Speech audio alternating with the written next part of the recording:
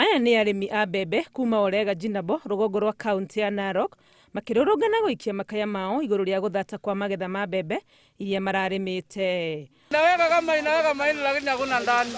Ũrĩmi wa mbembe gũkũ nĩguo ũkoretwo ũrĩ biacara na marĩmaga eka magana, no kĩmera gĩkĩ kĩa mbembe iria irĩ mũgũnda nĩ gĩthatĩte na ũguo matikuona kĩndũ gĩa kũgetha.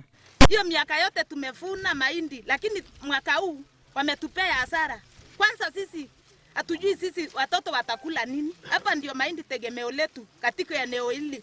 Hakuna kitu kingine tunapandanga sana. Tumepata hasara ambayo hata tunashindwa tutasomesha watoto kwa njia gani.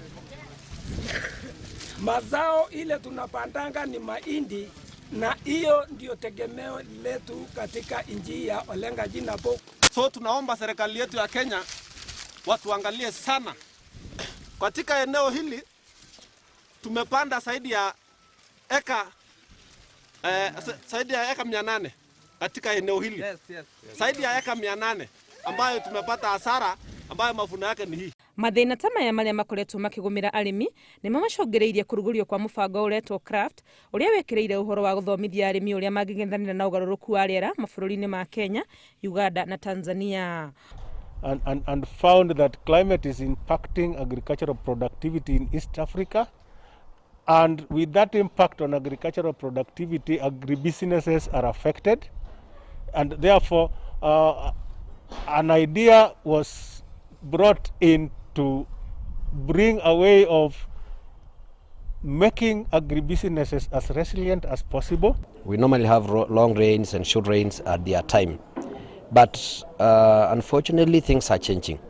We are getting either prolonged drought or prolonged rains as an effect of climate change. Ũingĩ wa andũ, wanangi wa marĩa matũrigicĩirie, oro hamwe na ũrĩmi ũtarĩ na kĩharĩro, nĩ mamwe ma maũndũ marĩa maracangĩra harĩ gũthũka kwa rĩera. We are also having a lot of agriculture, uncontrolled agriculture, where farmers even can do the farm even up to the riverbeds.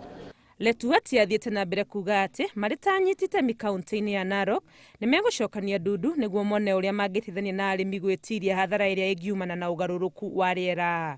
Ngĩribotera Inooro TV, rĩtwa rĩakwa nĩ Wangui wa Mwangi.